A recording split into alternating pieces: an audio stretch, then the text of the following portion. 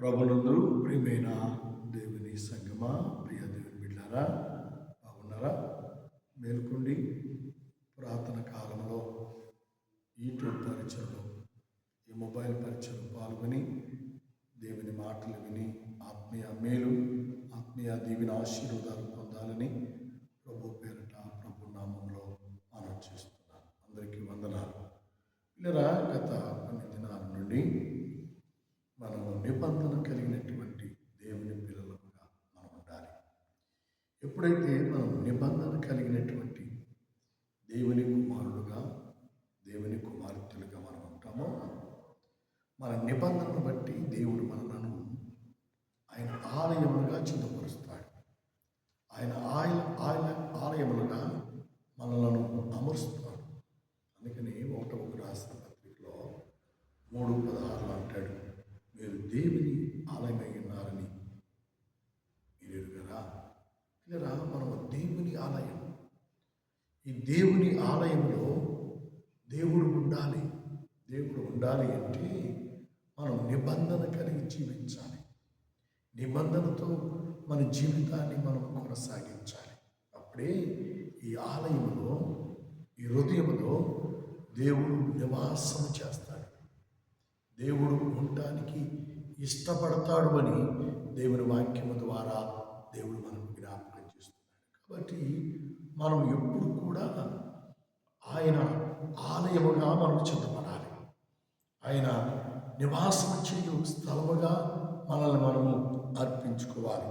అలాగే మనం చేసినప్పుడు పరిశుద్ధాత్మ దేవుడు మనలను బలపరుస్తాడు. పరిశుద్ధాత్మ దేవుడు మనకు సహాయం చేస్తాడు అని దేవుని వాక్యం ద్వారా దేవుడు మనకు జ్ఞాపకం చేస్తూ ఉన్నాడు.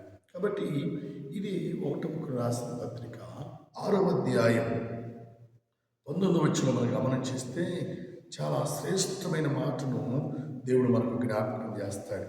చాలా అద్భుతమైన మాట. మీలో ఉన్న పరిశుద్ధాత్మకు ఆలయమై ఉన్నారు. మీరు ఎలాంటి వారంటే పరిశుద్ధాత్మకు మీరు ఆలయమై ఉన్నారు. చూచారా? దేవుడు మనలను పరిశుద్ధాత్మకు ఆలయముగా మలిచి ఏర్పరచుకుంటున్నాడు. అది ఎప్పుడు సాధ్యమంటే మనం నిబంధన కలిగి జీవించినప్పుడు, మనం నిబంధనతో మన జీవితాన్ని కొనసాగించినప్పుడు పరిశుద్ధాత్మ ఈ ఆలయంలో నివాసం చేస్తుంది అని దేవుని వాక్యము ద్వారా దేవుడు మనకు జ్ఞాపకం చేస్తున్నాడు. కాబట్టి మనము అశుభ్రమైనది, అసమాధానమైనది, పాప సంబంధమైనది ఈ ఆలయంలో ప్రవేశించకూడదు. అందుకని మోషే ఆ మండుచున్న పొదవైపు పరిగెత్తున్నప్పుడు పరిశుద్ధాత్మ దేవుడు మాట్లాడిన మాట తెలుసునా? మోషే, నువ్వు అడుగు పెట్టు స్థలం, నువ్వు ప్రవేశించే స్థలం పరిశుద్ధ స్థలం. ఆమేన్, హల్లెలూయా. కాబట్టి నీ పాదరక్షణను తీసివేయి. ఏమని?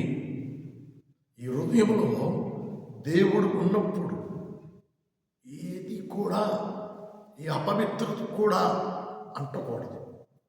ఈ అపవిత్రత కూడా ఉండకూడదు. ఉండకుండా ఉండాలి అంటే మనల్ని మనము దేవునికి అర్పించుకోవాలి. ఉండకుండా ఉండాలి అంటే మనల్ని మనము దేవునికి సమర్పణ చేసుకోవాలి. దేవుని చిత్తానుసారమైన జీవితంలో మనము జీవించువారముగా మనం ఉండాలని దేవుని వాక్యము ద్వారా దేవుడు మనకు జ్ఞాపకం చేస్తూ ఉన్నాడు. అది మాత్రమే కాదు, ఇది 1 రాసిన పత్రిక చాలా శ్రేష్టమైన మాట దేవుడు మనకు జ్ఞాపకం చేస్తున్నాడు. 2వ రాసిన పత్రిక 6వ అధ్యాయం 18వ వచనం మనం గమనం చేసినట్లయితే చాలా శ్రేష్టమైన మాట దేవుడు మనతో మాట్లాడతాడు. మనము జీవము కలిగిన దేవుని ఆలయమై ఉన్నాము. చాలా దగ్గర పరిశుద్ధాత్మకు ఆలయం. ఇప్పుడు అంటాడు, మీరు జీవము కలిగిన దేవునికి ఆలయమై ఉన్నారు. మీరు అర్థమైందా? మనం జీవము లేని దేవునికి కాదండి ఆలయము, జీవము కలిగిన దేవునికి మనం ఆలయం. ఎంత గొప్ప సంబంధమైన సత్యాన్ని దేవుడు మనకు బోధిస్తున్నాడు.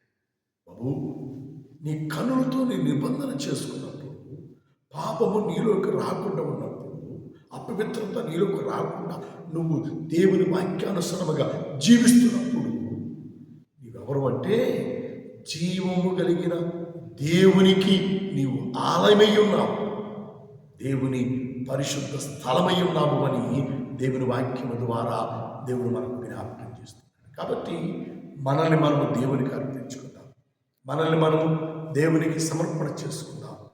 దేవునికి నిజమైన జీవము కలిగిన దేవుని ఆలయముగా మనం ఉండాలని దేవుడు కోరుకుంటున్నాడు. బాబు, జీవము లేని నిన్ను తన జీవాత్మ చేత జీవింపచేశాడు. అర్థమైందా? మట్టిగా దేవుడు మనలను రూపించాడు, కానీ నాసికారంధ్రములు తన జీవాత్మను వదగా మనము జీవించువారమయ్యాము. ఇది దేవుడిచ్చిన జీవం, కానీ హృదయం అనే ఈ ఆలయంలో ఆయన నివాసం చేయడానికి ఇష్టపడుతున్నాడు, ఆయన ఉండటానికి ఇష్టపడుతున్నాడు. కాబట్టి మనల్ని మనం దేవునికి అర్పించుకుందాం, మనల్ని మనం దేవునికి సమర్పణ చేసుకుందాం. దేవుడి నివాసం చేసే పరిశుద్ధ స్థలముగా, పరిశుద్ధ ఆలయముగా, దేవునికి ఇష్టమైనటువంటి మందిరముగా మనము జీవించినట్లయితే నిత్య జీవానికి, ప్రలోక రాజ్యానికి మనము వారసులముగా, హక్కుదారులుగా చేయబడతాము అని ప్రభు పేరట, ప్రభు నామములో మనం చేస్తున్నాం. దేవుడి మాటలను, దేవుడి వాక్యాన్ని దీవించి ఆదరించి ఆశీర్వదించును గాక. ప్రార్థన చేద్దాం. కృపామయుడ, ప్రేమికులు మా తండ్రి, ఇంతవరకు మా మధ్యన ఉన్నందుకే నీకు వందనాలు, మాతో ఉన్నందుకే నీకు వందనాలు. కొంత సమయం ఈ వాక్యం ద్వారా, నీ మాటల ద్వారా మీరు మాతో మాట్లాడేందుకే నీకు వందనాలు. ఇంతమైన వాక్యానికి నీరు కట్టండి, ఫలింపదాయించండి. వాక్యానుసారంగా జీవించినట్లుగా మమ్మల్ని మీరు బలపరచమని, దీవించి ఆశీర్వదించమని యేసుని చున్నాము తండ్రి. ఆమేన్, ఆమేన్, ఆమేన్. పిల్లరా, పరిచర్య కొరకు, సంఘాల కొరకు ప్రార్థన చేయండి. పరిచర్య సంఘాలను దేవుడు దీవించి ఆదరించి ఆశీర్వదించినట్లుగా ఈ అనుదిన ప్రార్థనలు జ్ఞాపకం చేసుకొని ప్రార్థించాలని ప్రభు పేరట, ప్రభు నామంలో మనం చేస్తున్నారు. అంత మాత్రమే కాదు, మీ కొరకు, మీ కుటుంబాల కొరకు, మీ పిల్లల కొరకు మీ అనుదిన ప్రార్థనలో జ్ఞాపకం చేసుకుంటున్నాం, ప్రార్థన చేస్తున్నాం. దేవుడి మమ్మల్ని దీవించును కాక.